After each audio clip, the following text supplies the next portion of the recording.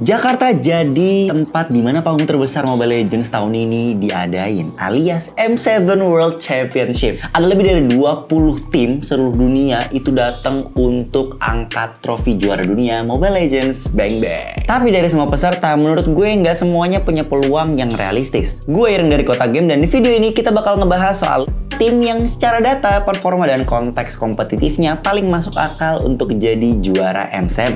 Tapi sebelum kita mulai, jangan lupa untuk follow semua sosial media Kotak Game, dan jangan lupa untuk like dan share video ini kalau kalian suka berita-berita e-sports ya.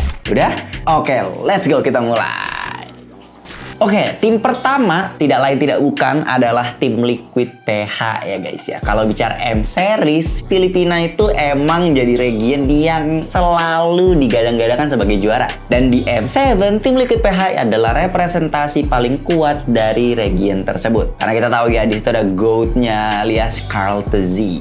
Ada banyak hal yang ngebuat tim Liquid PH itu berbahaya. Ya karena kita bisa lihat sendiri ya, macro play-nya rapih. Decision making di tiap team fight itu bisa dibilang dewasa lah. Karena sebisa mungkin mereka selalu ngelakuin trade yang maksimal. Jadi nggak pernah rugi-rugi banget. Dan yang paling penting, mereka itu terbukti untuk selalu naik level di tiap playoff. Karena tim Filipina itu selalu terlihat biasa aja di awal-awal turnamen. Tapi begitu masuk di best of 5 atau best of 7, gue nggak tahu kenapa tapi mereka itu berubah. Apalagi tim Liquid ini bukan tim yang bergantung pada satu superstar. Jadi dia tuh nggak satu orang gendong-gendong punggung pegel, itu nggak. Tapi tim Liquid ini semuanya itu memang menang karena struktur tim, dan gue akuin komunikasinya tuh kayaknya solid banget gitu. Dan di turnamen kelas dunia, konsistensi yang kayak gini itu seringkali lebih rewarding ketimbang permainan lo yang flashy, pengen gendong-gendong 1 lawan 5 gitu. Jadi kalau misalnya kita ngomongin soal kandidat yang paling aman untuk juara M7, gue harus akuin tim Liquid PH ada di urutan pertama. Sorry banget, walaupun ini mungkin kedengaran tidak Indo Pride ya, tapi gue harus akuin tim Liquid PH terlalu OP.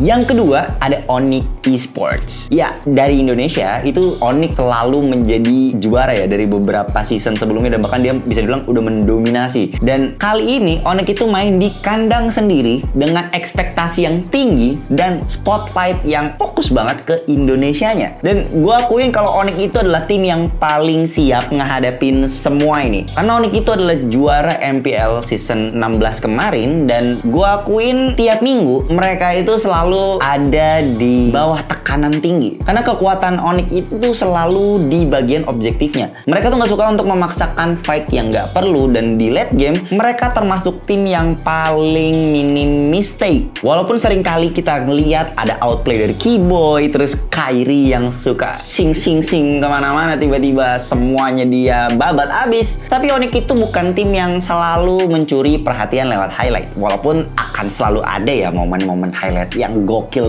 itu. Contohnya Kumar itu. Tapi mereka itu emang gua akuin sering menang karena lawannya yang lebih dulu ngelakuin blunder. Dan setiap blunder itu selalu bisa Onyx punish dengan maksimal. Dan di panggung kelas dunia itu gaya bermain ini efektif banget. Apalagi dengan roster yang udah terbiasa tampil di turnamen internasionalnya.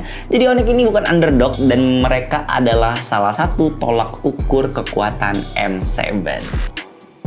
Lanjut ke tim ketiga, ada satu tim yang menurut gue paling berpotensi untuk jadi pembunuh raksasa di M7. Yaitu adalah SRGOG ya, dari Malaysia ya. Mereka datang sebagai juara MPL Malaysia, dan mereka bisa dibilang menjadikan Malaysia sebagai liga taninya mereka. Walaupun region Malay ini sering banget itu diremehin, SRGOG ini berbeda karena mereka tuh gue akuin salah satu tim Malaysia yang bener-bener jadi masalah untuk tim sekelas Onyx ataupun RRQ. Jadi mereka punya draft yang nggak terlalu gampang ditebak, dan mereka tuh nggak takut untuk keluar dari meta kalau emang ya ini tuh sebuah keuntungan strategis gitu untuk mereka. Dan menurut gua SRGOG ini bukan tim yang selalu menang lewat mekanik individu, karena mereka itu bisa dibilang menangnya lewat konsep permainannya. Karena konsep permainan ini mereka itu berbahaya karena mereka bisa maksa tim favorit bermain di zona yang gak nyaman. Jadi bracket itu kalau misalnya mendukung atau momentumnya berpihak, gua akuin SRGOG itu salah satu kandidat kuda hitam yang cukup bahaya sih. Kita ke tim keempat, ada Aurora Gaming PH. Masih di Filipina, Aurora Gaming datang sebagai tim yang sangat agresif karena dia dikenal sebagai tim yang kuat di early game dan mereka sering menangin duel-duel kecil yang bikin snowballnya tuh cepat gitu. Jadi kalau mereka emang unggul dari awal, banyak tim yang agak-agak sulit gitu untuk menghentikan tempo permainan mereka. Walaupun nih Aurora itu nggak sestabil tim Liquid, di satu seri penting atau di satu match penting, mereka kadang itu bisa mematikan banget. Dan kalau kita lihat di M7, tim dengan gaya bermain agresif itu sering jadi pemecah bracket. Aurora itu emang bisa dibilang bukan favorit, bukan orang atau bukan tim-tim yang dicari, tapi mereka itu punya kapasitas untuk menjadi orang yang menyingkirkan siapapun kalau emang momentumnya lagi ada di pihak mereka. Sama lah kayak alter ego.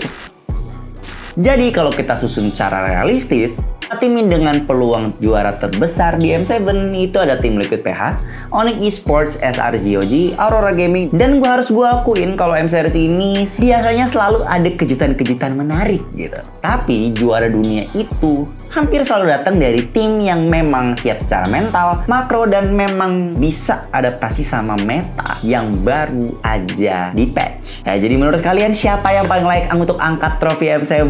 Tulis pendapat kalian di kolom komentar. Jangan lupa untuk like, share, dan follow semua sosial media Kotak Game. Gua Irang dari Kotak Game. Pamit undur diri. See ya!